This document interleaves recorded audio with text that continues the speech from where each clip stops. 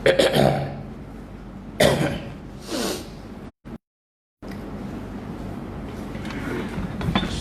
عليكم ورحمة الله وبركاته. نحمده ونصلي على رسوله الكريم أما بعد. أعوذ بالله من الشيطان الرجيم. بسم الله الرحمن الرحيم.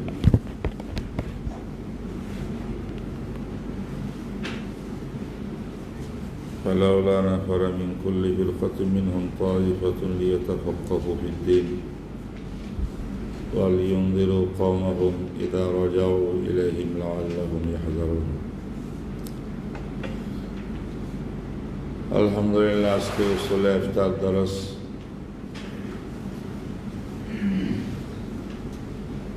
কত নম্বর? 15 নম্বর দরস শুরু হতে যাচ্ছে। আজকের একটা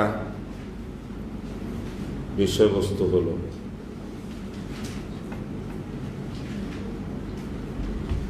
কোরআন এক,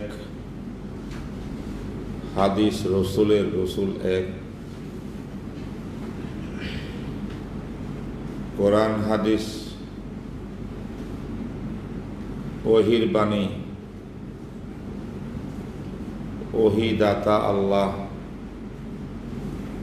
গ্রহীতা হলেন রাসূলুল্লাহ সাল্লাল্লাহু আলাইহি ওয়াসাল্লাম। তাইলে মিন ইনদিল্লাহ, আল্লাহ আলিমুল গায়ব, আগে পরে সব কিছু তিনি জানেন। তাহলে আল্লাহর দেয়া ওহি চাহে মাতলু হোক যেমন কোরআন, অথবা গায়রে মাতলু হোক যেমন হাদিস, এই কোরআন হাদিস ভিত্তিক যে ইসলাম, যে মজহাব আইম্মারা সৃষ্টি করেছেন, এই মজহাব কেরামের মধ্যে, আইম্মাদের মধ্যে ইখতিলাফ কেন হয়? মা আসবাবু আল ইখতিলাফাত ফিল মাসাইল আল ফিকহিয়া। ফিকহি মাসলার মধ্যে ইখতিলাফের আসবাব কি? যত ইমামে যত মাসাইল দিয়েছেন, যত কিছু ইস্তেমবাদ করছেন, মাযহাব বানাইছেন, আমরা আগে বলছি যে এটা একটাও কোনো ইমামের ব্যক্তি কোনো মত না, এটা কোরআন সুন্নাহর ব্যাখ্যা। তো যখন ইমামের ব্যক্তিগত কোনো মত না, তাহলে ইমামে ইখতিলাফ কেন? সবাই তো কোরআন হাদিসের ব্যাখ্যা করতেছেন, আর কোরআন হাদিসের ভিত্তি হলো ওয়াহি। ওয়াহি তো মিন ইনদিল্লাহ। এই জন্য আসবাবে ইখতিলাফাতিল ফিকহিয়া, ফিকহি ইখতিলাফাত, মতবিরোধ, মত পার্থক্যের কারণগুলো, এটা ফুকাহা মুফতিয়ানে কেরামের খুব বেশি জরুরি একটা বিষয়। আমি বিভিন্ন কিতাব এই বিষয়ের উপরে দেখেছি, দেখার সুযোগ আমার হয়। দীর্ঘ বছর থেকে বিভিন্ন সময়ের উপরে কথাবার্তা বলি। এই বিষয়ের মধ্যে অনেকে খুব জবরদস্ত লিখেছেন।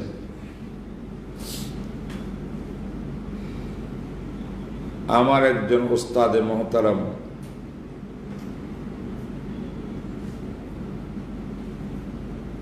তিনি একটা কিতাব লিখছেন ওনার নাম হলো ডক্টর আবুল ফাত বায়ানুনি।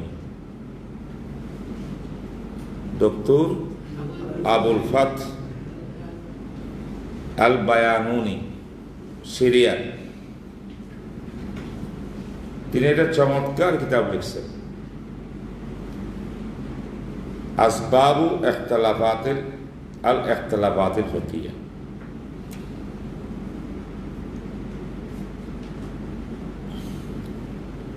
এই বিষয়ের মধ্যে অতীত জামানার তো বড় বড় আকেবরা কিতাব লিখছেন। আল্লামা ইবনে তাইমিয়া, শেখুল ইসলাম ইবনে তাইমিয়া রহমতুল্লাহ আলাইহি রাফুল মালাম কিতাব লিখছেন। হযরতে শাহ ওলিউল্লাহ মুহাদ্দিসে দেহলভী তাম ভারত বিশ্বের মুসনাদ সনদ হযরত শাহ ওলিউল্লাহ কিতাব লিখছেন কয়েকটা। তার মধ্যে সবচেয়ে প্রসিদ্ধটা হলো আল ইনসাফ ফি বায়ানে আসবাবিল ইখতিলাফ।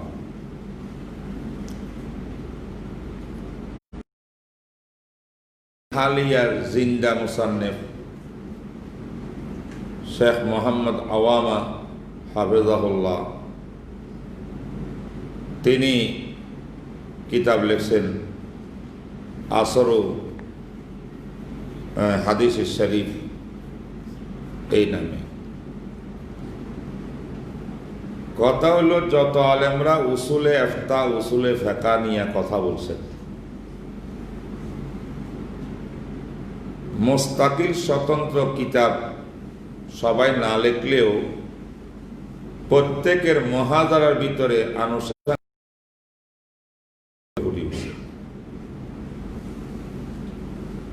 আমি আজকে এটার নির্যাস বলতে চাচ্ছি।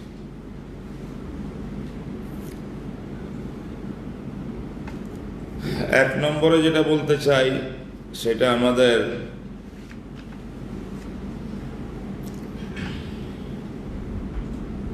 হযরত মুফতি রশিদ আহমদ লুধিয়ানবী সাহেব, যিনি আহসানুল ফাতোয়ার মুসান্নিফ, তিনি আমাদের ওস্তাদও বটে। ওস্তাদ হিসাবে এজাজি ওস্তাদ, দারুল করাচিতে আসতেন, আসলেই তিনি সবক পড়াইতেন। ওইখানে শিক্ষক ছিলেন বহুত আগে, আমাদের যুগে শিক্ষক ওস্তাদ ছিলেন না। এটা আল্লামা তাফি উসমানী সাহেব, রফি উসমানী সাহেবের ওস্তাদও বটে। তিনি ওনার তাফসীরে বুখারীর মধ্যে একটা চমৎকার কথা লিখছেন। সেটা তিনি লিখছেন, তিনি বলেন যে उलमा के इख्तिलाफ का ख़त्म हो जाना नामुमकिन है। শুনে রাখো, আহলে ইলমের মধ্যে ইখতিলাফ না হওয়াটা এটা অসম্ভব। তোমার কাছে ইলমও আছে, তুমি আহলে ইলম, আরো হাজার হাজার আহলে ইলম, এলেম যার মধ্যে আছে, এতগুলা আলেম ওলামা একত্রিত হলে সেখানে সব দিক দিয়া প্রত্যেকে একমত হবে, এটা মহাল, অসম্ভব। उसकी तमन्ना रखने वाला बहुत बड़ा अहमक है। যারা আরজু করে সব হুজুররা এক হয়ে যেতে পারে না। এক টাইমে নাস্তা করব, এক টাইমে দুপুরে খানা খাবো, এক টাইমে রাত্রে খানা খাবো। সারা বাংলাদেশে জোহরের নামাজ, 5 ওয়াক্ত নামাজ এট এ টাইম পড়তে হইব। এইগুলা যেমন আইন করলে সম্ভব, হুজুরা ইখতিলাফ করে কেন? সব এক হয়ে যেতে পারে না। কয়ে এই ব্যক্তি বড় আহামক, বেউকুফ। কেন জানো? কয়ে ইত্তেফাক, সমস্ত আলেম ঐক্যবদ্ধ হওয়া একমাত্র তখনই সম্ভব হতো যদি কোরআন এবং হাদিসের মধ্যে তামাম বিশ্বের কিয়ামত পর্যন্ত আগত যত মানুষ দুনিয়াতে আসবে, প্রত্যেক লোকের প্রত্যেকটি আমল আর ফেল কর্মের কাইফিয়ত, ধরন, হুকুম যদি কোরআন হাদিসে স্পষ্ট স্পষ্ট স্পষ্ট করে সব লেখা হইত,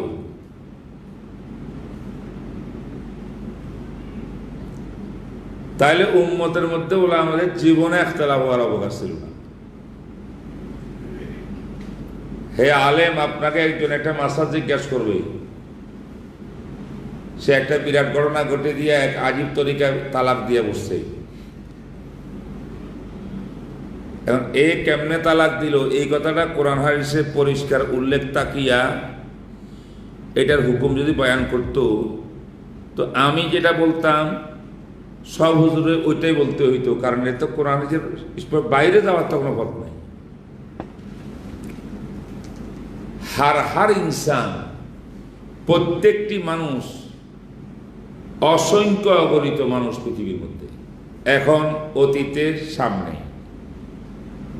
প্রত্যেকটি লোকের অসংখ্য কর্মজীবনের এটা করে এটা করে এটা করে কত কিছু দৈনন্দিন তার আমাল ও আফাল, প্রত্যেকটার শরীয়তের আলোকে একটা হুকুম তো লাগবে। হ্যাঁ, প্রত্যেকটি দুনিয়ার প্রত্যেকটি মানুষের প্রত্যেকটি আফআল ও আকওয়াল ও আহওয়ালের কাইফিয়ত, ধরন উল্লেখ করিয়া কোরআন হাদিস যদি স্পষ্ট বলতো জায়েজ না জায়েজ, হালাল হারাম, করা যাবে করা যাবে না, সব কোরআন হাদিসে আছে। দুনিয়াতে কোনোদিন কি হতো না, ইখতিলাফ হতো না। সীমিত কোরআনের আয়াত, সীমিত নবীর হাদিস দিয়া অসীম মানব জাতির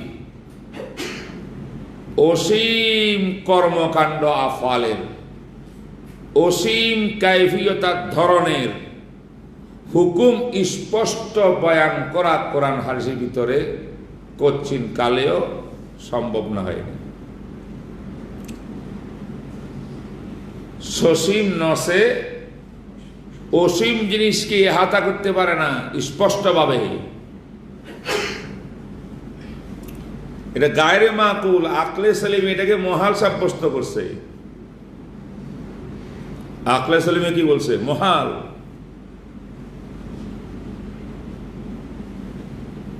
এই যে আমরা 30 পারা কোরআন যে মোসাফটা আছে, এই 30 পারা কোরআনের ভিতরে যে আয়াতগুলো আছে, যদি ওয়াজ নসির ইত্যাদির কাসাস ও আমসাল সব বাদ দিয়া শুধু শরীয়তের বিধান লিখত, 30 পারা, 30 পারার মধ্যে কিয়ামত পর্যন্ত আগত সে কোরআনের যোগ থেকে নিয়ে সমস্ত মানুষের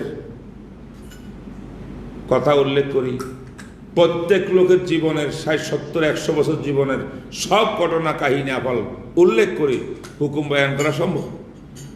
30 পারা হইতো, 30 কোটি পারা হইতো, 30 কোটি পারা।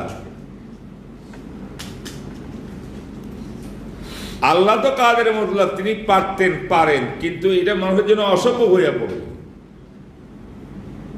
কোরআনের হামেল থাকবে না কেউ। আর এক কথা, আইনের বইয়ের ভিতরে সমস্ত পৃথিবীর সব মামলাগুলা স্পষ্ট উল্লেখ করিয়া তার হুকুম উল্লেখ থাকে না। আইনের বইয়ের ভিতরে ধারা থাকে, ধারা।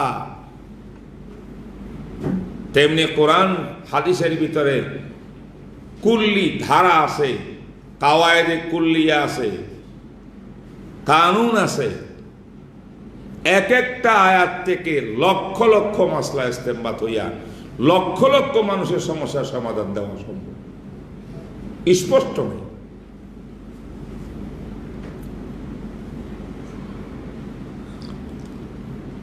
কিরে, তোমরা কথা বুঝো নাই?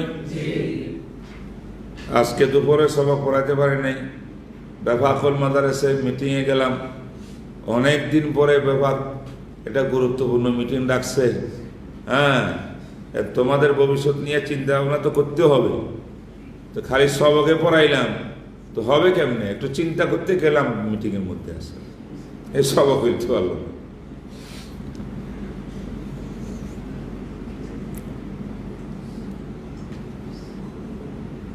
তাহলে কথাটা বুঝছেন তো?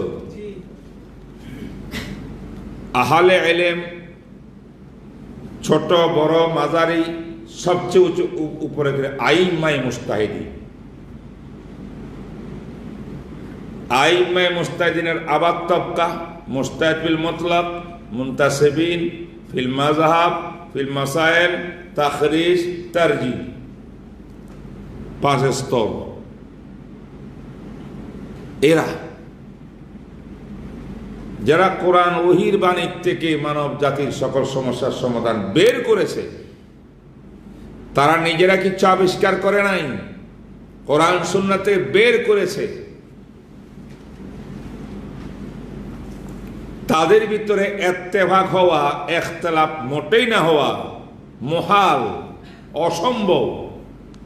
সম্ভব হতো যদি কোরআন হাদিসের ভিতরে কুল্লি, জুজই, মৌলিক বিষয়, সমষ্টিগত বিষয়, প্রত্যেকটা জিনিস ব্যক্তিগত তার অবস্থা পরিষ্কার পরিষ্কার উল্লেখ করে সব দুনিয়ার, সব মানুষের, সব ফেল ও কর্মের, সকল কাইফিয়তের জবাব আর হুকুম যদি কোরআন হাদিসের মধ্যে স্পষ্ট উল্লেখ থাকতো, পৃথিবীর কোন মানুষের ভিতরে ইখতিলাফের অবকাশ ছিল।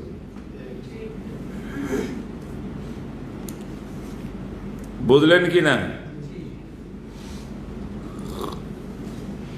আল্লাহ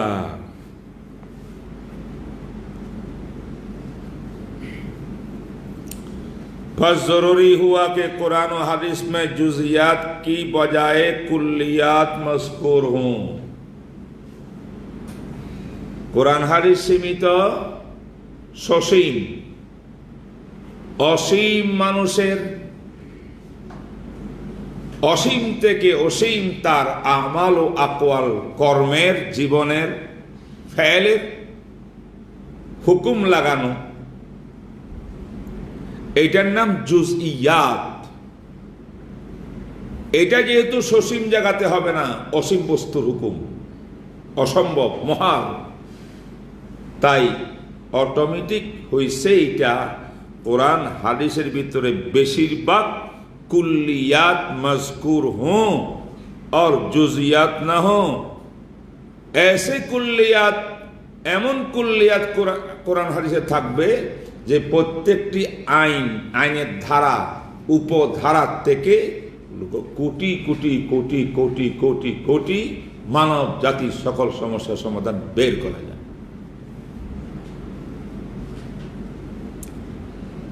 ঠিক না বেটি? এখন মূল কানুনে কুল্লি, ধারার থেকে বা উপধারার থেকে দুনিয়ার কোন যুগের কোন মানুষটির কোন কোন বিষয়ের হুকুম বের করা যাচ্ছে, বের করনেওয়ালা মানুষও থাকবে, তাদের নাম মুস্তাহিদ। আর কোরআন হাদিসের কুল্লি থেকে মাসলাটা বের করার জন্য সেখানে আকল লাগবে, এলেম লাগবে। এলেম আকলকে মিলায়া আয়াতে কোরআনিয়া থেকে, হাদিসে রসুল থেকে নতুন মাসটা হাজার হাজার কোটি কোটি বের করবেন। করতে গেলে আকলও পুক্তা লাগবে, আকলে সলিম, এবং এলেমও পুক্তা লাগবে। আর যেখানে আকল দিয়া ইস্তেমবাদ করবেন, কোরআন বুঝবার চেষ্টা করবেন, হাদিস বুঝবার চেষ্টা করবেন, মাসটা বের করার চেষ্টা করেন, যেহেতু মানুষের আকলের মধ্যে, বুঝের মধ্যে সবার এক সমান নয়, ভিন্নতা। তাই প্রত্যেক ফকির ইস্তেমবাদ করতে গিয়া তার সিদ্ধান্তের মধ্যেও ভিন্নতা আসা আল্লাহ আছে। বুঝো কথা?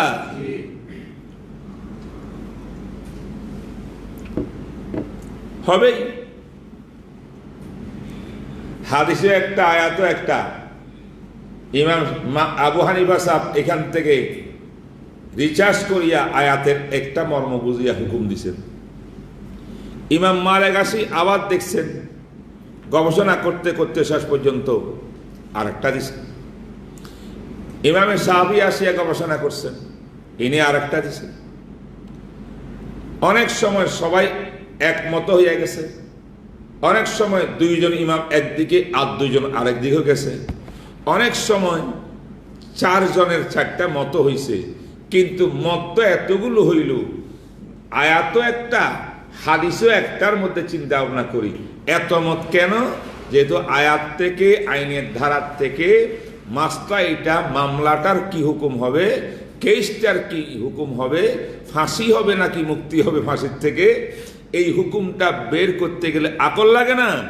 আকল আবু হানিফা, শাফি, মালিক, আহমদ বিন হাম্বল সব ইমামদের আকল কিন্তু এক না, সকলের বুঝ এক না।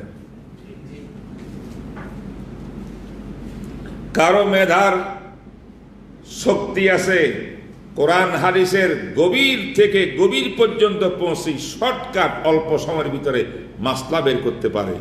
কেউ এটা মাসলা বের করতে 1 মাস সময় লাগে। আল্লাহ সবার আকলকে ভিন্নতা দিছে কিনা? তোমার মাথায় যা আছে আমার মাথায় তা নাই, আমার মাথায় যা আছে সবকিছু তোমার মাথায় নাই। আকলের মোতাফাওয়াত, ওকুলু মোতাফাওয়াত। আচ্ছা, জিনিসটাকে বোঝানোর জন্য উলামায়ে কেরামের জন্য আমি একটা অঙ্ক দিয়ে থাকি। অঙ্ক দিব? এটা আলেমরা বুঝবে, পরিভাষাগত।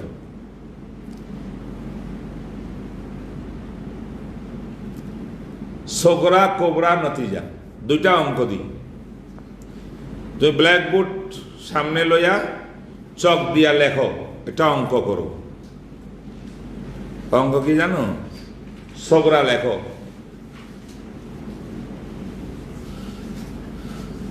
উকুলুল ইনসানে মুতাসাওয়াতুন,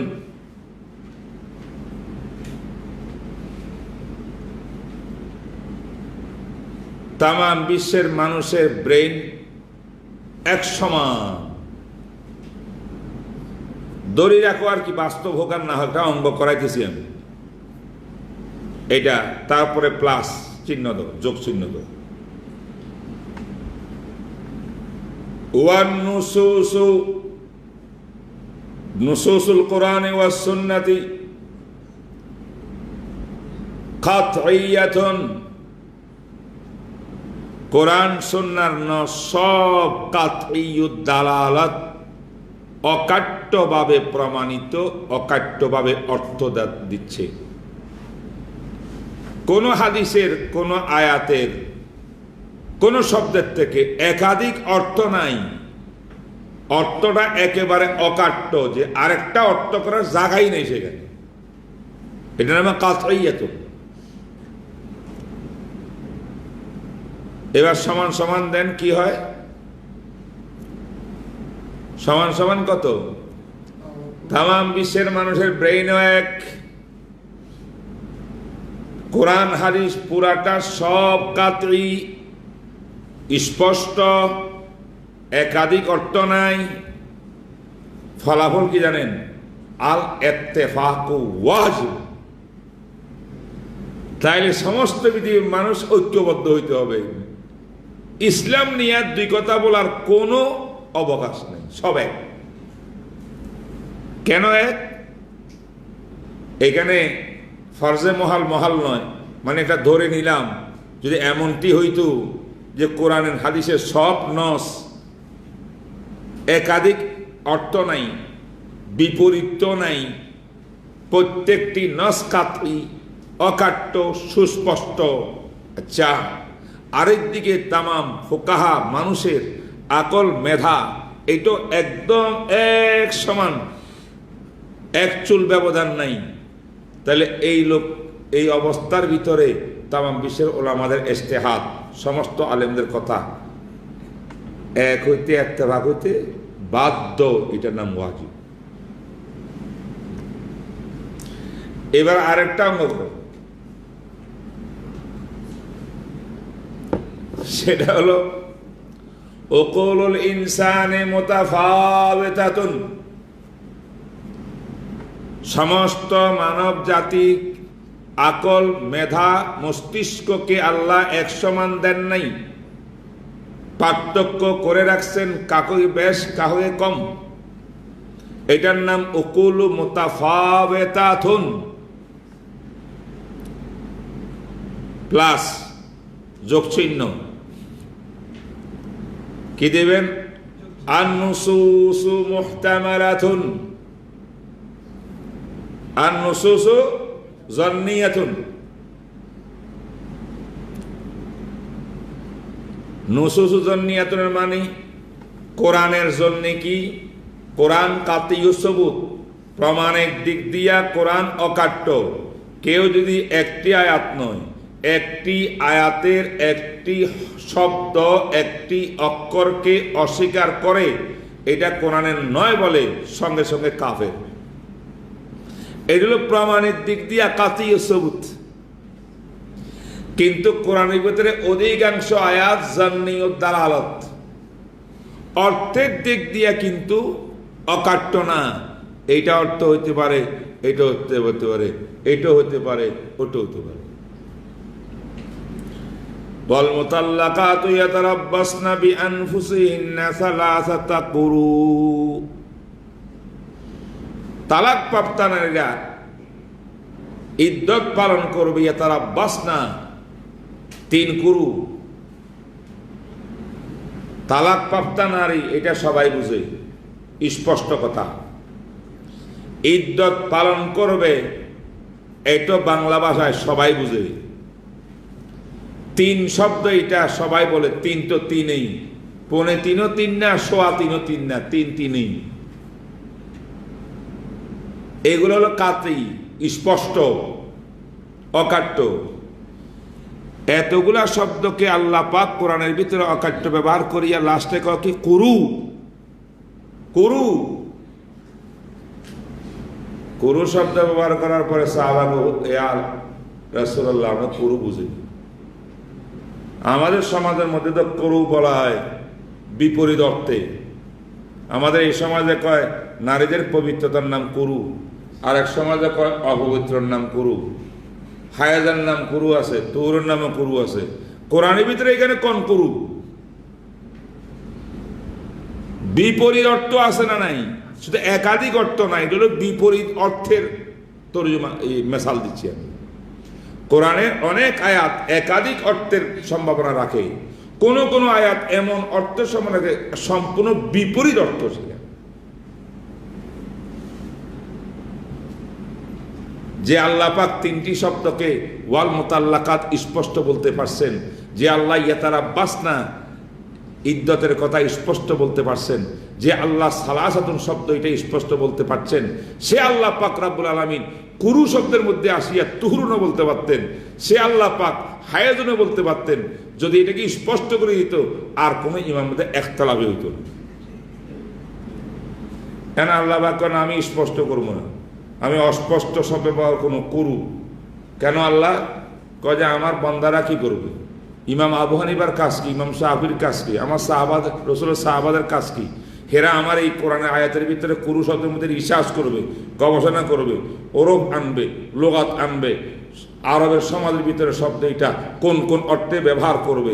হেরা দেমাগকে কাজে লাগবে, ইজতিহাদকে কাজে লাগাইবে, ইজতিহাদ দেমাগ কাজে লাগাইয়া সেখান থেকে ইমাম আবু হানিফা হায়েস বলবে, ইমাম শাফি তুহুর বলবে, আর উম্মতের একদল শাফির উপরে চলবে, উম্মতের আরেক দল হানাফির উপরে চলবে।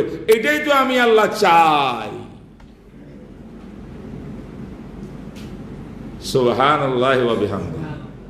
বুঝতে পারলা না তোমরা?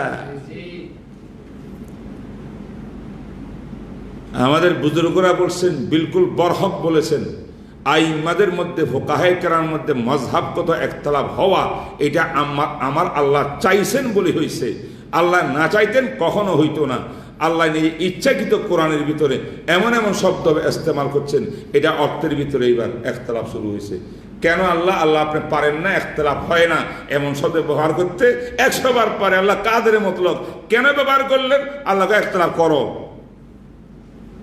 কথা কই না, একতলাফ করো।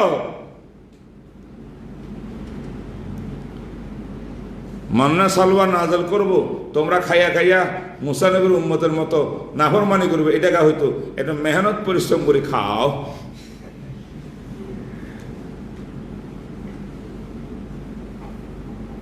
উকুলুল ইনসানি মুতাফাওয়াতাতুন, মানব জাতির উকুল আর আকল মেধা এটা একরকম এক সমান নয়, তার মধ্যে বেশ কম পার্থক্য অবশ্যই আছে। যারা এটা মানে না তারা পাগলের দল। এটা মানতে হবে সমস্ত আকল মন্দা। 24 ঘন্টা আমার আপনার সামনে পরিষ্কার, ঠিক না বেটি?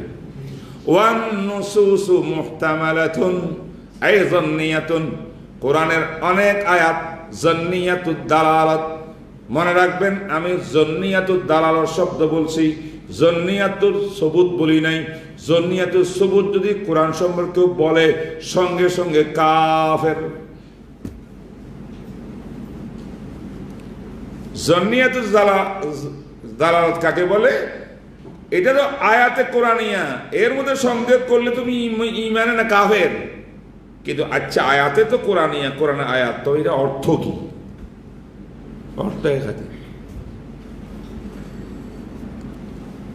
কথা বোঝেন নাই?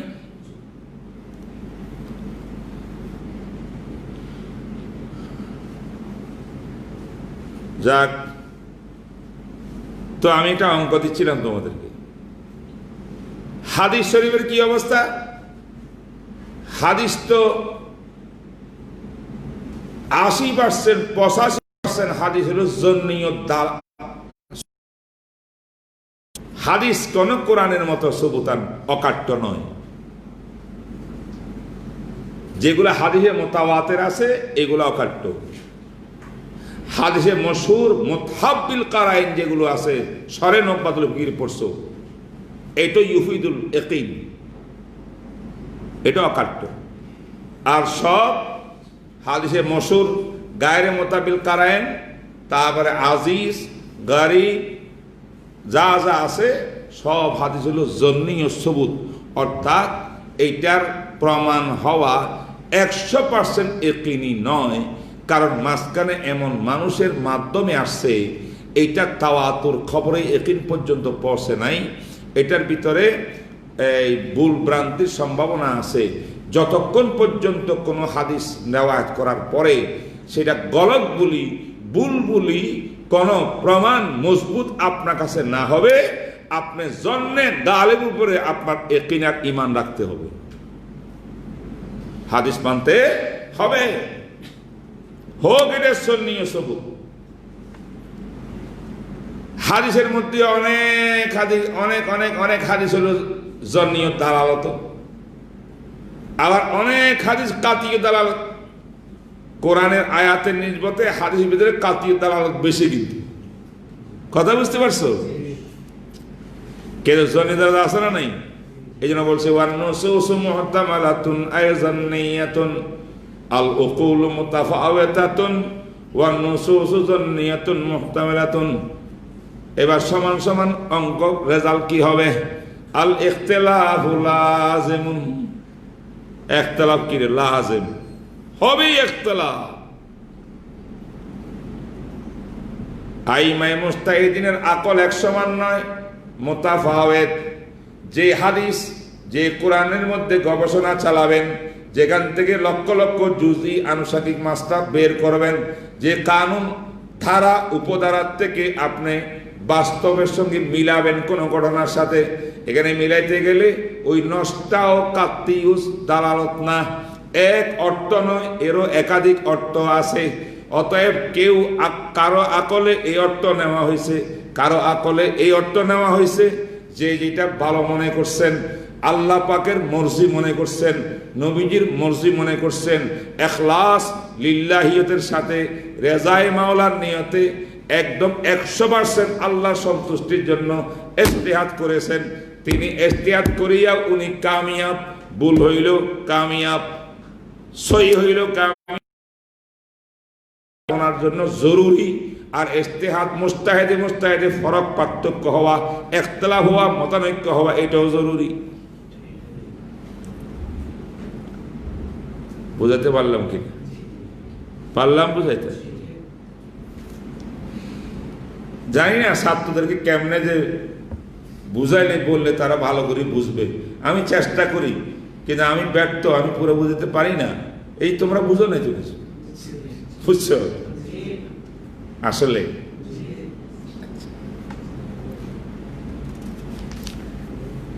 এইদিকে আর বেশি কথা না বলি, আশা করি তোমরা বুঝছো। এখানে আপনাদের সামনে একতলাফের কথা বলতেছিলাম। আইমাদের ওলামাদের ভিতরে একতলাফ লাজেম, এটা বুঝলাম আমরা। একতলাফ হবেই, সব ক্ষেত্রে নয়। যে বিষয়ে কোরআন স্পষ্ট বা হাদিস স্পষ্ট, কোনোদিন সেখানে কোনো ইমামের একতলাফের অবকাশ নাই। ইমামে ইজতিহাদও করতে পারবো না সেখানে। এই কথা আমি পূর্বে বলে আসছি। ইজতিহাদের জায়গা কয়টা? বাকি জায়গার মধ্যে ইজতিহাদ চলবে না। যেখানে ইজতিহাদ নাই, আকল দিয়া নস্তে কিছু বের করতে হয় না, সেখানে একতলাফ হবে কেন? বোঝেন নাই কথা?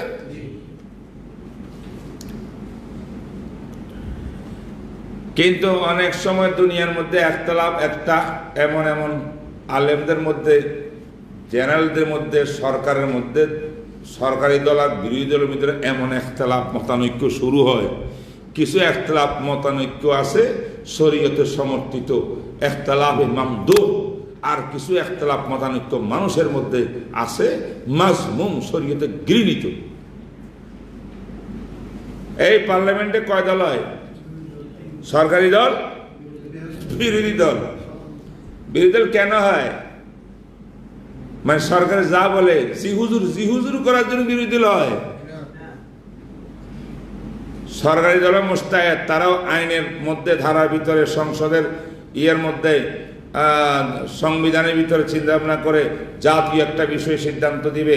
সরকারি সিদ্ধান্ত, এটা হলো সরকারি ইজতেমাই ইজতিহাদ, সমষ্টিগত ইজতিহাদ করিয়া সংসদের ভিতরে সরকারি দল একটা প্রস্তাব রাখছে, এটা করা দরকার। বিরোধী দল এরাও বড় মুস্তাহিদিন। হ্যাঁ, রাজনীতির মধ্যে তারা মুস্তাহিদ। এরা বলবো যে না, বর্তমানে এই পরিস্থিতির ভিতরে বাংলাদেশের এই এই ধারা অনুযায়ী, উপধারা অনুযায়ী কাজ, ওইটা যেটা বলতে সরকার এটা না, এটা করা উচিত। তাহলে এরও মুস্তাহিদ, ওরও মুস্তাহিদ।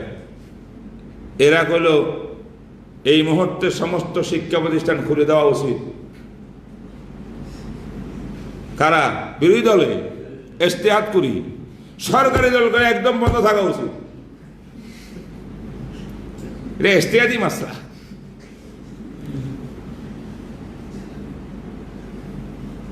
বেসরকারি দলের, বিরোধী দলের এক নেতা উঠিয়া কয়, মাননীয় স্পিকার, যদি এইভাবে কওমি মাদ্রাসা সব বন্ধ থাকে কোরবানির পর পর্যন্ত বা পুরা বছর, এই বছর কিন্তু ঈদুল আজহার সময় কোরবানি হবে না। কেন? কই গরু জবাই করবে কি? আমরা তো বিসমিল্লাহ আল্লাহু আকবার করতে পারি না। পাইলেও ছুরি চালাইবার আমার শক্তি নাই। মানুষ হত্যা করতে পারি, গরুর রুল চালাতে পারি। অতএব কওমি আলেমদেরকে লাগবে, মানে খোলা দেন। এরা জাতির সেবক। হাজার হাজার লক্ষ লক্ষ গরুর ছুরি গড়ায় তারা চালায়। সুন্দর বক্তব্য। সরকারি দলের এক মন্ত্রী উঠে কয়, সর্বনাশ মাননীয় স্পিকার, যেইভাবে আক্রান্তের সংখ্যা বাড়তেছে, যেভাবে মৃত্যুর সংখ্যা বাড়তেছে, যদি শিক্ষা প্রতিষ্ঠান কওমি মাদ্রাসা খুলে দেওয়া হয়, তাহলে দেখবেন যে সমস্ত মাদ্রাসার ভিতরে রোগী আর রোগী, রোগী আর রোগী, কত মানুষদের মারা যাবে। পুরা জাতিসংঘ আমাদেরকে প্রশ্ন করবো, কেন তোমরা এই ছাত্রদেরকে বিপদগ্রস্ত করলা? তখন আমরা কি জবাব দেব? সরকার, বাংলাদেশ সরকার, ये भी दलील है।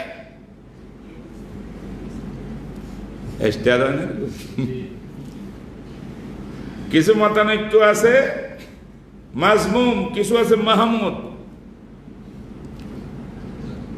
আল্লাহ কোরআন সুন্নাহর দলিল ভিত্তিক যদি দুই মুস্তাহিদ বিপরীত অবস্থান গ্রহণ করে, প্রত্যেকের মকসুদ মাত্র রেজায়ে মাওলা, তাইলে মুস্তাহিদ এই কথার উপরে থাকা আল্লাহকে সন্তুষ্টি করার জন্য উনি মনে করেন এটা হওয়া উচিত। ইনি বলেন আল্লাহ সন্তুষ্টির জন্য এটা হওয়া উচিত। তাহলে ইনি এটা করতে হবে, ইনি এটা বলতে হবে। কোনো দিন এই দুইজন এক হওয়া জায়েজ নেই। প্রত্যেক মুস্তাহাদ নিজের ইস্তেহাদের অটল থাকতে হবে। উভয়জন মাহমুদ, ইনি বিরোধিতা করিয়া ইনিও কি প্রশংসনীয় আল্লাহর কাছে, ইনি আরেক মাস্টার দিয়া ইনিও প্রশংসিত আল্লাহর কাছে। আর একটা ইখতিলাফ কেমন আছে জানো? একজন আলেমী বললেন, মিয়া প্রত্যেক দিন সকালে তোমাকে উঠাতে যাই তোমার বাড়িতে, কলিং বেল টিপ দিই ফজর নামাজ পড়ার জন্য, তুই একবারও পড়ো না, আসোই না। তোমাকে আমার এই দোকানে এই ফ্যাক্টরিতে চাকরি দেখা যাবে না। শ্রমিক আন্দোলন শুরু হয়ে গেছে। আমাদের স্যারে আমাদের এক কর্মকর্তারে কি করে দিছে, বহিষ্কার করে দিছে। তাকে রাখতে হবে, বহাল রাখতে হবে। এ কেন বহাল রাখার দাবি করে? লিডারই করতেছে সে। আর ইনি কেন বহিষ্কার করলেন? বারবার তাকে ভালো কাজ, নামাজ পড়া ফরজ, এটার উপরে করছেন একজন মালিক হইয়া, পাত্তাই দেন আসে। সেও দাবি বেনামাজি ফাঁসে ফুজ্জাত দিয়ে ফ্যাক্টরি চালাবো না, এটার দ্বারা যা ইনকাম আসবে আমার জন্য ভালো হবে না। ভাই তুমি মাফ চাই, তুমি যাও। যিনি বিদায় করলেন তিনি হইলেন এমন একটা মতামত দিলেন যেটা আল্লাহর কাছে পছন্দনীয়। আর এই হক সিদ্ধান্তের বিরুদ্ধে বেহুদা লিডারি করার জন্য, শুধু পয়সা খাওয়ার জন্য, লিডার হওয়ার জন্য এমনি যে বহাল রাখতে হবে আন্দোলন করলো শ্রমিক নিয়ে, এটা হলো আল্লাহর কাছে নিন্দনীয়। শ্রমিক লিডার কি বলে জানো? নামাজ যা যার ব্যক্তিগত ব্যাপার। এই দেশটা হলো ধর্ম নিরপেক্ষতার দেশ। আমি নামাজ পড়লাম কি পড়লাম না, রোজা রাখলাম কি রাখলাম না, আমার ফ্যাক্টরির মালিকের জানার বিষয় না। আমি বৈধভাবে চাকরি দিছি কিনা হবে, সে আরেকদিকে করতেছে।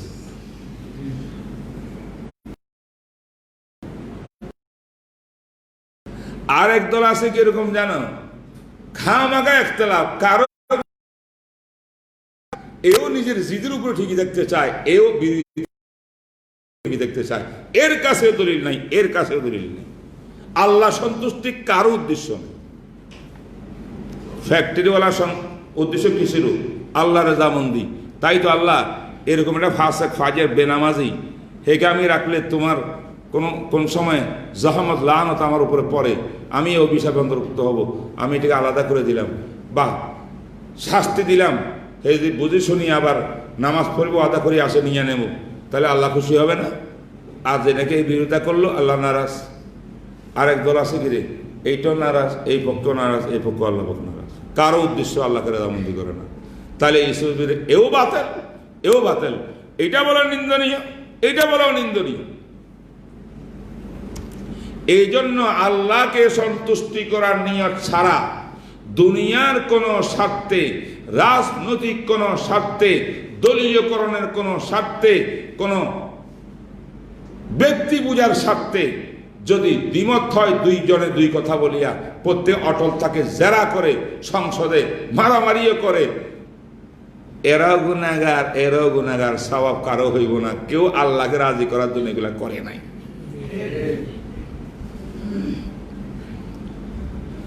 فسوف ترى إذا انكشف الغبار فسوف ترى إذا انكشف الغبار أفرس تحت رجلك أم حمار। সব দেখবা একদিন। দুনিয়াতে কত কিছু নিয়ে ঝগড়া, হায়রে মাদ্রাসা নিয়ে ঝগড়া, মমতা ম্যাম কে হবে রে, মসজিদের কমিটি নিয়ে ঝগড়া, সদস্য হওয়ার জন্য।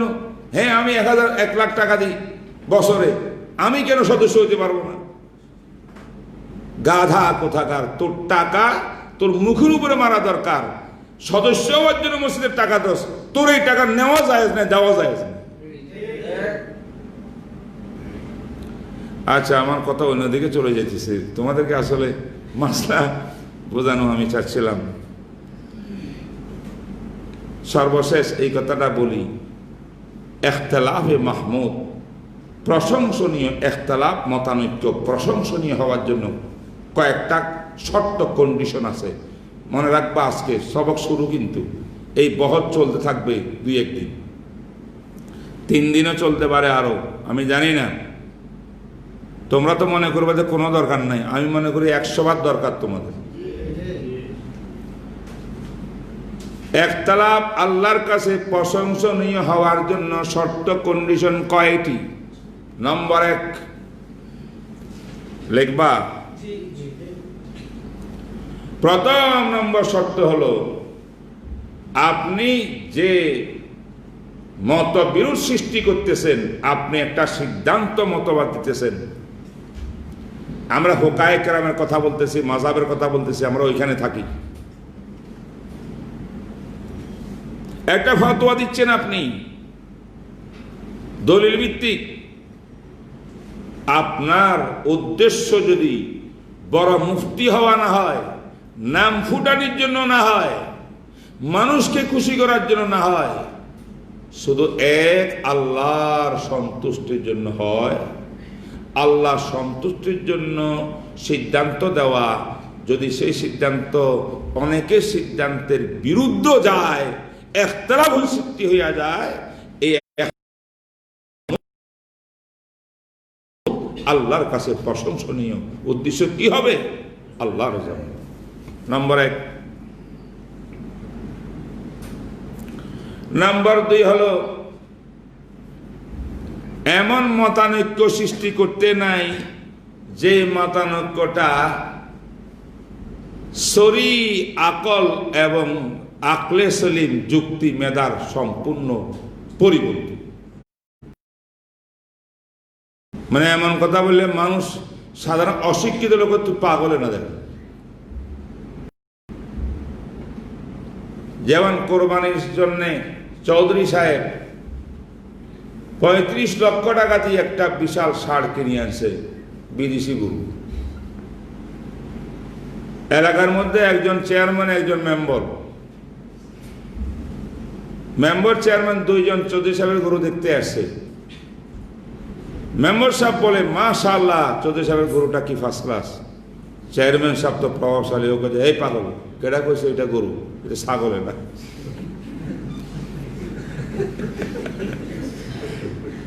এতে ছাগল। চেয়ারম্যান সাহেব বলে এটা জার্সি, মেম্বার সাহেব বলে এটা গরু। কিনে আনছে চৌধুরী সাহেব 35 লক্ষ টাকা দাম, বিদেশি গরু। আচ্ছা বাবা, তুমি যে চেয়ারম্যান, তুমি একটা কথা সবার উপরে রাখতে চাও, তোমার মত একটা সবার উপরে না থাকলে কেমনে হয়? সবাই গরু কইলে তো তুমি যে আরেকটা করতে, এই জন্য তুমি আরেকটা বলছো, ছাগল বলছো। কিন্তু আকল আর ব্রেইনে তোমার এই কথা কোনো যুক্তি আছে না? তোমার পাগল বলবে।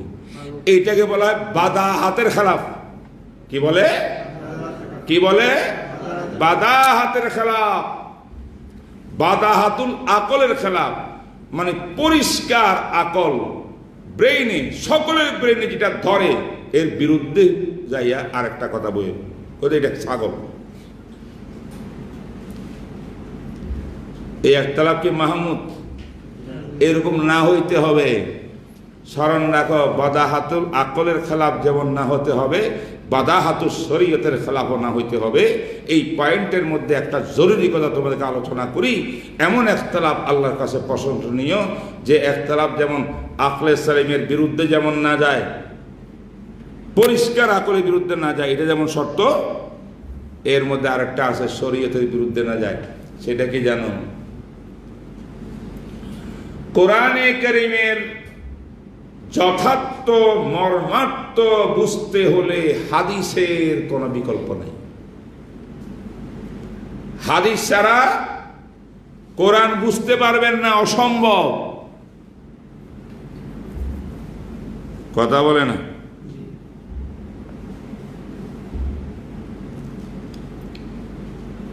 তাইলে কোরআন আর হাদিস লাজেম আর মলজুম কিনা, বাধ্য কিনা, একটা আরেকটার জন্য লাজেম কিনা? কোরআন ছাড়া হাদিস তো বেকার, কারণ কোরআন তো আল্লাহর কালাম। কোরআন আমার লাগবে, কোরআন বুঝতে হলে, মানতে হলে, আমল করতে হলে সুন্নাহ হাদিস ছাড়া আমার কোনো রাস্তা নেই।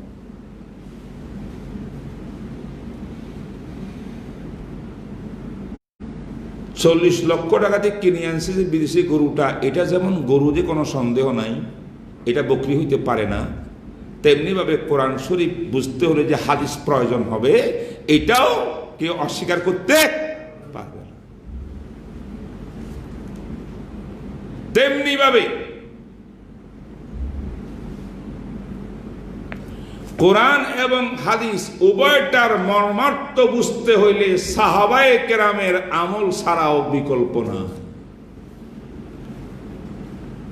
কথা বলে না কেন? কথা বলে না কেন? সাহাবায়ে কেরাম কোরআনের যে আয়াতের যে মর্ম বুঝেছেন, সাহাবায়ে কেরাম বিশ্বনবীর হাদিসের যে মর্ম সাহাবারা বুঝছেন, ১৫০০ বছর পরে আসিয়া এক জামাতে ইসলামী আমার বন্ধুদের এক সুবক্তা, জানি না তক্তা, সে বলে কি জানো, এই জমানার ভিতরে আসিয়া আগের কোন কিতাবের তাফসীর দিয়া কোরআনের তাফসীর করা সম্ভব না। কেন? কথা এখন কম্পিউটারের যুগ, ইন্টারনেটের যুগ, মোবাইলের যুগ, বিজ্ঞান সায়েন্স টেকনোলজির যুগ। কোরআন বুঝতে হবে এখন এই বৈজ্ঞানিক পদ্ধতিতে, আগের সব তাফসীর বাতিল, এটা তার কোনো কাম হবে না। এই আমির হামজা সাহেব আহমকের বাপ, তুমিও 40 লক্ষ টাকার গরুরে খাসি বানাইলা।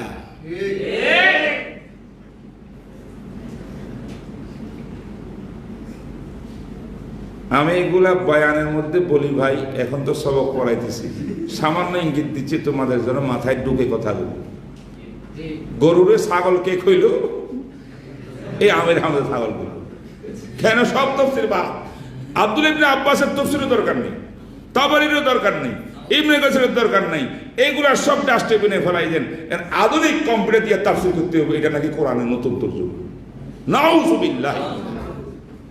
কোরআনের জন্য হাদিস শর্ত, কোরআন হাদিস উভয়টার মর্মের জন্য সাহাবায়ে কেরামের আমল শর্ত। সাহাবারা কোরআন হাদিসকে যেমনি শিখছেন, আজ নয় কিয়ামত পর্যন্ত কোরআনের ব্যাখ্যা ওইটাই হবে। নতুন আমির হামজা মার্কা কোনো ব্যাখ্যা, অন্য কোনো স্কলার মার্কা কোনো ব্যাখ্যা কিয়ামত পর্যন্ত উম্মতে মুসলিমা গ্রহণ করতে পারে না। গ্রহণ করলে সে বেঈমান হয়ে যায়, গোমরাহ পথভ্রষ্ট হয়ে যায়।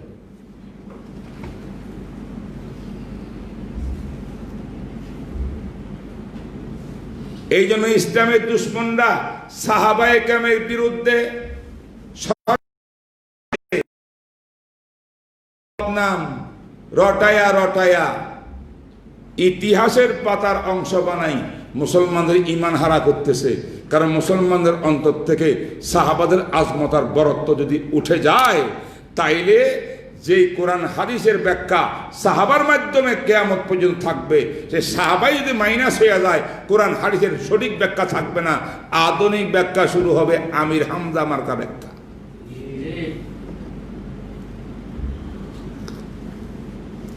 নাম হবে মুসলমান, কাজ হবে কুহুরি। কথা বুঝে আসছে কিনা ভালো করে বলো। আমি কি বলতেছিলাম? প্রশংসনীয়, আল্লাহর কাছে প্রশংসনীয় ইখতিলাফ, মতবিরোধ। আপনার মতবিরোধটা, আপনার ইখতিলাফটা, বিপরীত কথাটা আল্লাহর কাছে গ্রহণযোগ্য হওয়ার 1 নম্বর শর্ত রেজায়ে মাওলা, আল্লাহকে সন্তুষ্ট করার জন্য বলছেন নাকি মানুষের জনপ্রিয়তার জন্য, এটা। 2 নম্বর হইল বাদাহাতুল আকল আর বাদাহাতুল শরীয়তের বিরুদ্ধে যাইতে পারবে না। আকলে যেটা হাস্যকর মনে করে গরুকে ছাগল বলা, এটা এমন হাস্যকর। শরীয়ত অনুযায়ী সাহাবায়ে কেরামকে বাদ দিয়ে কোরআন হাদিসের নতুন কোন স্কলারের ব্যাখ্যা, যেই ব্যাখ্যা সাহাবা জামাতে সাহাবার সঙ্গে মিলবে না, সেই ব্যাখ্যা কোরআনের ব্যাখ্যা না, এটা হলো কোরআন হাদিসের অপব্যাখ্যা। মান ফাসসারা বিল কোরআনি বিরাইহি ফালিয়াতাবাওয়া মাকআদাহু মিনান নার, তার ঠিকানা হবে জাহান্নাম। কয় নম্বর শর্ত গেল? 3 নম্বর আরেকটা শর্ত আছে, সেটা হলো আল আহাম্মু ফাল আহাম। কি রে? এর অর্থ বুঝে নেই। একতলাফ আল্লাহ পাক নিয়ত যদি খালেস হয়, আল্লাহর জন্য হয়, কোনো সমস্যা। বাদা হাতের খেলাফ না হলে, শরীয়ত বিরোধী না হলে, যেমন উদাহরণ দিলাম, কোনো সমস্যা নেই, প্রশংসনীয়। কিন্তু সমষ্টিগত বিষয়ের সামনে ব্যক্তিগত বিষয়কে বিসর্জন দেওয়া, এটাও শরীয়তের বিরাট বড় নীতিমালা। কি? আরে বুঝে না কথা, ইজতেমাই বুঝো, সমষ্টিগত প্রয়োজন, আর একটা আমার ব্যক্তিগত প্রয়োজন। ইসলাম কোনটা, যা তোমার ব্যক্তিটা আগে না সমষ্টি জাতিটা আগে? আমরা দুই ভাই আল্লাহকে রাজি করার জন্য উনি এটা বলেন উনি এটা বলেন, একতলা হয়ে গেল। হঠাৎ করেই মিস্টার মোদি দুইজনের একজনকে কিনিয়া ওর কথার ভিত্তিতে বাংলাদেশ দখল করার চেষ্টা করতেছে। হায় হায়, একতলাপ করছিলাম তো ভালোর জন্য, সেও দলিল ভিত্তিক কথা কইছিল, আমিও দলিল ভিত্তিক কথা বলছিলাম। একতলাপ তো আমরা করেছি ঠিকই, আমরা দুইজনের মধ্যে ছিল। এখন তো এই একতলাপ আর মতানৈক্যের কারণে ওই পক্ষে মোদী সরকার আসিয়া ওই কথার উক্তিতে ওইটাকে কেন্দ্র বানায়া, এটা উসিলা দিয়া বাংলাদেশকে দখল করে নিয়ে যেতেছে, ভারতের অঙ্গ রাজ্য। যদি এমন হয়, আমরা বলবো যে মাথা পিটিয়ে বলবো যে কোনো একতলাপ নেই, আমরা এক। মোদী সাহেব এইদিকে চোখ তাকালে কিন্তু চোখ খুলে বেড়াবো। এইটা হলো আল আহাম্মু ফাল আহাম। আমি তো উদাহরণ দিচ্ছি তোমাদেরকে। আলী রাদিয়াল্লাহু তাআলা আনহু ইখতিলাফ করেছিলেন হযরতে মুআবিয়ার সঙ্গে, মুআবিয়া ইখতিলাফ করেছিলেন হযরতে আলীর সাথে। হয়েছিল কিনা ইখতিলাফ? সাহাবা দুই ভাগ হয়েছিলেন কিনা? জঙ্গে জামার সৃষ্টি হয়েছিল কিনা? জঙ্গে সিফিন হয়েছিল না কিনা? এখন দুই ভাইয়ের ইখতিলাফ মতানৈক্য, এটাও আল্লাহর জন্য, এটাও আল্লাহর জন্য। মুআবিয়া রাদিয়াল্লাহু তাআলা আনহু আল্লাহ সন্তুষ্টির জন্য তিনি মতামত দিয়েছেন, তিনি আল্লাহ সন্তুষ্টির জন্য মতামত দিয়েছেন। সবের উদ্দেশ্য ভালো, তাই এই ইখতিলাফ মতানৈক্য মাহমুদ, প্রশংসনীয়।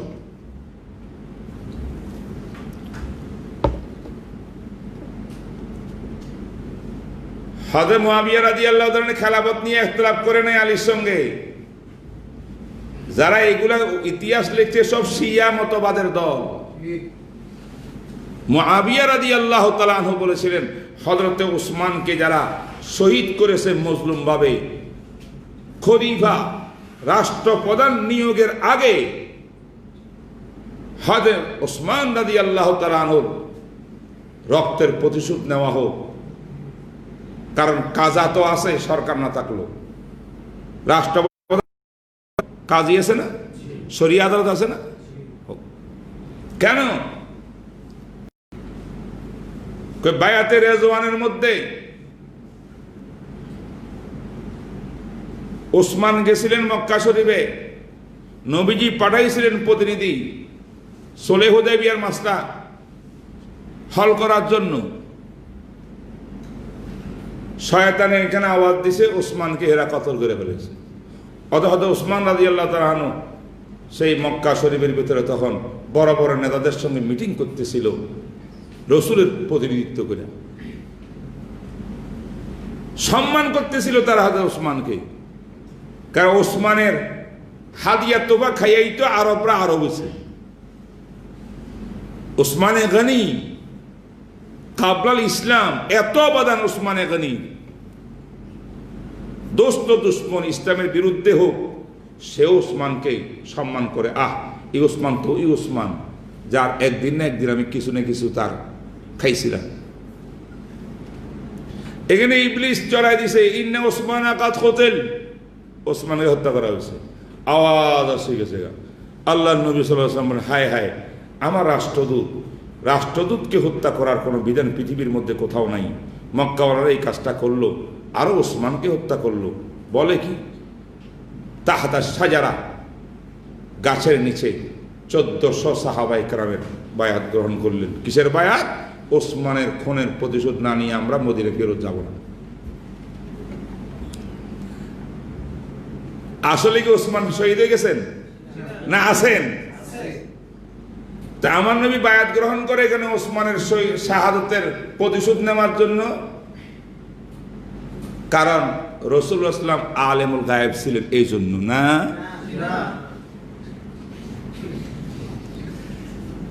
আমার যেই বাইরে রাসূল আলেমুল গায়েব, গায়েবের মালিক, সব খবর জানে,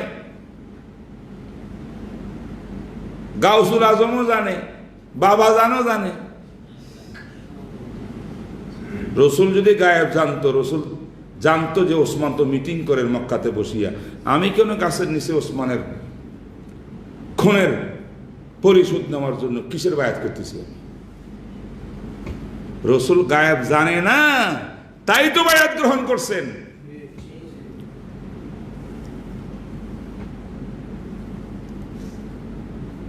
সাহাবারা বায়াত গ্রহণ করছেন।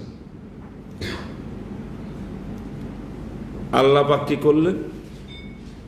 ইয়াদুল্লাহি ফাওকা আইদিহিম, একদিকে নবীজির হাত, তার উপরে সমর্থ সাহাবার হাত, সাহাবার হাতের উপরে নবীজির হাত। তারিখী রাওয়ায়াত একবারে পাকাপোক্ত। হুজুরের উপরে হাত কার, যদি উসমান বাঁচি থাকে, আল খবর ইয়াহতামুল সিদকা ওয়াল কিল, তাহলে এই বায়াত থেকে উসমান মাহরুম থাকবে কেন? যদি উসমান বেঁচে থাকে, এই উপরের হাত এটা উসমানের। নবীজি নিজের হাতকে উসমানের হাত সিদ্ধান্ত দিয়েছে। এখানে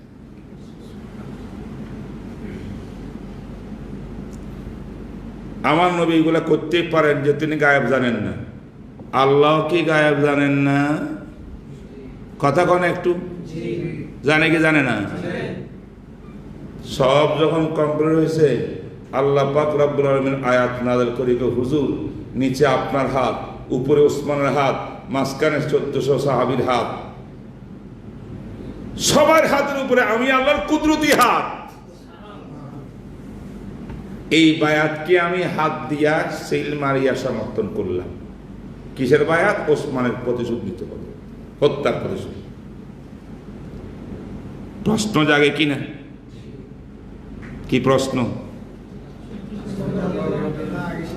আল্লাহ তো জানেন যে ওসমান এখানে কথা কইতেছে, আল্লাহ তো হাজির নাজির। এখানে আবার আল্লাহ তো আয়াত না করছে, হুজুর বায়াত টায়াতের দরকার নাই, এটা বেহুদা কথা, শয়তানে এটা গুজব ছড়াইছে। অধিকাংশ গুজব শয়তানের পক্ষ থেকে হয়। আমাদের ফেসবুকের মধ্যে ইদানিং যা গুজব ছড়ে না, অধিকাংশ শয়তানের পক্ষ থেকে। আল্লাহ তো ওহির মাধ্যমে খবর দিতেন যে এগুলো সব বাদ দেন, ওসমান জীবিত আছে, সে তো বড় সিদ্ধান্ত নিয়ে আসতেছে। আল্লাহ এটা বললেন, করলেন কেন? ওলামায়ে কেরাম বলছেন যে আল্লাহ এটা বলতে চাচ্ছেন জবানে হাল দিয়ে, আমি হাত কেন রাখলাম, নবীজিকে বায়াত করতে কেন দিলাম? যদিও ওসমান আজকে শহীদ হয় নাই, যদিও মক্কাওয়ালা ওসমানকে হত্যা করে নাই, আল্লাহ আলেমুল গায়েব, আল্লাহ জানেন এক সময় ওসমান যখন খলিফাতুল মুসলিমিন হবে, তখন সাবাই ফিতনা আসবে। আব্দুল্লাহ ইবনে সাবার, সেই মুনাফিক ইহুদি বেঈমানেরা ওসমানকে মজলুমভাবে জুলুম করিয়া শহীদ করবে। সেই দিন রসুল থাকবেন না। আজকে রসুল জীবদ্দশায় থাকতে আল্লাহ পাক এই বায়াতকে সমর্থন করায়া ভবিষ্যতে যেই দিন ওসমানকে খুন করা হবে, সেই খুনিদের প্রতিশোধ নেওয়ার জন্য আজকেই নবীর হাতে হাত দিয়া বায়াত করো, আমি আল্লাহ সমর্থন করব।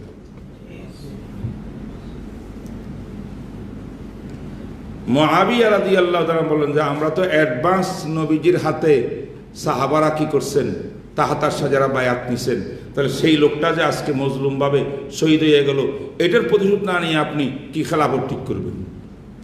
এটা আগে করা হোক। আলী রাদিয়াল্লাহু তাআলা বলছেন যে যেইভাবে ফিতনাটা মহামারী আকারে ছড়াইছে, কে বা কাহারা করছে, হাজার হাজার লোক, সুনির্দিষ্ট কোনো লোক নাই। এইগুলা নিয়ে এখন তাহাই করিয়া আগে যদি শাস্তির ব্যবস্থা করি, তাহলে এমন একটা ফিতনা চলবে, মুসলিম দেশ খেলাফত খান খান হয়ে যাবে। আগে খলিফাটি করতে হবে, শক্তি করতে হবে মজবুত করে, এরপরে যে কোনো দুষ্কৃতিকারীর বিরুদ্ধে অ্যাকশন নেওয়া যাবে। উলামায়ে কেরাম বলেন আলী রাদিয়াল্লাহু তাআলা আনহুর এই ইজতিহাদটা বেশি হক। আলী রাদিয়াল্লাহু তাআলা ইজতিহাদটা পুরাপুরি হক না হইল, বাতিলও না, লেকিন ইজতিহাদি ভুল। হযরত মুআবিয়া রাদিয়াল্লাহু তাআলা আনহুর ইখতিলাফটা ইজতিহাদি কি ভুল, আলীরটা আকরাব ইলাল হক। দুই ভাই ইজতিহাদ হইছে, ইখতিলাফ হইছে, দলিল প্রমাণ হইছে, সাহাবা দুই দল হইছেন, ঝগড়া হইছে, অনেক কিছু হয়ে গেছে। কিন্তু যখন রোম সম্রাট সে আসিয়া চিঠি লিখলো, প্রতিনিধি পাঠাইলো, মুআবিয়া তোমার মতো এমন বিচক্ষণ পৃথিবীর বুকে বর্তমান যুগে আমি কাউকে মনে করি না, এত গুণের একটা লোককে আজ আলী সৈন্য পাঠাইয়া তোমার বিরুদ্ধে দাঁড় করাই দিছে, তোমরা এখন আলীর বিরুদ্ধে লাগছো, তোমার যদি অনুমতি হয় আমি অপেক্ষায় আছি, লক্ষ লক্ষ সৈন্য লইয়া তোমার পক্ষে সাপোর্ট করিয়া আলীকে নিচ্ছিন্ন করে দেব, সব তোমাকে আইনা দেব। এবার কি হচ্ছে, ইন্টারন্যাশনাল কাহিনী হয়ে গেছে। এতদিন ছিল ন্যাশনাল ঘটনা, ন্যাশনাল ঘটনা, এখন কি ইন্টারন্যাশনাল। ওই উত্তর দিক থেকে হামলা আসতেছে, এখন দেশ দখল করব। কি বলেছিলেন হাতে মুআবিয়া, হে লাল কুত্তার দল, সাবধান, চোখ ফিরা, এক কদম যদি মুসলিম রাষ্ট্রের দিকে দাও, আমার ভাই আলীর সঙ্গে আমি একাকার হইয়া তোমার বিরুদ্ধে আমি জিহাদের মধ্যে নামবো। আর জিহাদের প্রথম লোকটা, সামনের লোকটা, প্রথম তরবারি তোর বিরুদ্ধে আমি নিজেই উড্ডীন করব। ইজতেমাই ইন্টারন্যাশনাল বিষয়টাকে প্রাধান্য দিয়া ন্যাশনাল বিষয়ের ইখতিলাফটাকে তৎক্ষণিক শেষ করে দিছে। তারপরে তো আগে তাকিম হয়েছে, এটা হয়েছে, বাহারাল কথা লম্বা। হয়তো মুআবিয়ার এই বক্তব্যটা এটা পরিষ্কার হয়েছে কিনা, আমরা ইখতিলাফ করতেছি কোরআন হাদিসের ভিত্তিতে, ঠিক আছে, এই উনিও আমারটা মানতেছেন না, আমি ওনারটা মানতেছি না, আমাদের মধ্যে ঝামেলা হয়ে যেতেছে, অনেক কিছু হয়ে যেতেছে, ঠিক আছে।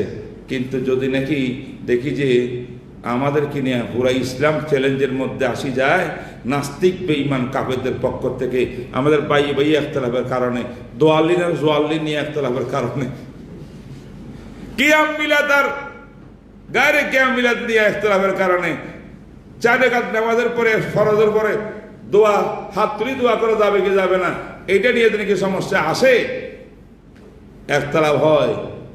আর ওইদিকে দেখা যাচ্ছে যে বাংলাদেশ তলায় যেতেছে, ইসলামী দেশ থেকে বিদায় নিতেছে, তখন কি দোয়ালিন জোয়ালিন লইয়া মরবা? মোনাজাত নিয়ে মোনাজারা করবা, না সব ঐক্যবদ্ধ হইয়া আগে নাস্তিককে খতম করবা? এইটা হইলো ইখতিলাফ আল্লাহর কাছে পছন্দনীয় হওয়ার 3 নম্বর শর্ত। এটার নাম আল আহাম্মু ফাল আহাম, যেটা বেশি গুরুত্বপূর্ণ এটা আগে ধরতে হবে, পরেরটা পরে ধরতে হবে। কথা বলো না? হেফাজতে ইসলাম বাংলা জমিনে নাস্তিকদের বিরুদ্ধে মাঠে নেমেছিল, সেটা কি ওয়াহাবি সংগঠন? কাওমি সংগঠন ছিল হেফাজত? বেকে আমি বেমিলাদি। কারণ তখন নাস্তিকের বিরুদ্ধে যখন আল্লামা আহমদ শফী দাঁড়াইছেন, তখন এটা ছিল ইসলামী আন্দোলন, ইসলামের আওয়াজ। বেরলভীও যেতে পারতো সেখানে, আলে হাদিস যেতে পারতো সেখানে, সব যেতে পারতো, যাওয়া উচিত ছিল। কিন্তু দুঃখের বিষয়, অনেক লোক যারা সারা বছর চ্যালেঞ্জ করি করি বসে আলে ওলামায়ে হক্কানি বিরুদ্ধে, মুনাজাত লইয়া, তাকলিদ লইয়া, মাযহাব লইয়া, ওই দিন যখন ইসলামের স্বার্থের কথা আহমদ শফী ডাক দিয়েছে, সাধারণ পাবলিক সেখানে গেছে। ওই যারা আমাদের বিরোধী মৌলবী সাহেব কতগুলো আছে বিভিন্ন দলের, এরা একটাও কিন্তু রাস্তার মধ্যে যায়নি। আল্লাহ পাক রব্বুল আলামিন। তাহলে আমি আজকে কথা তো বাড়াইতে পারলাম না, শুধু আজকে ভূমিকাটা পেশ করলাম। প্রথম কথা কি, ইখতিলাফ কোরআন সুন্নাহর আলোকে হবে। অনেক বিষয়ে ইখতিলাফ লাজেম। যারা বলে কোনো ইখতিলাফ আলেমরা করতে পারবে না, কোরআন এক, হাদিস এক, অমুক এক, তমুক এক, সব এত কথা বলে কেন? মানফাত এক হে ইস কওমে কি নুকসান ভি এক, মানফাত এক হে ইস কওমে কি নুকসান ভি এক, হারামে পাকে ভি আল্লাহ ভি কুরআন ভি এক।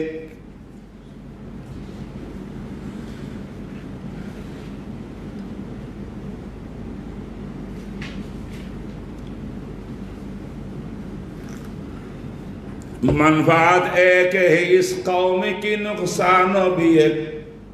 তারপরে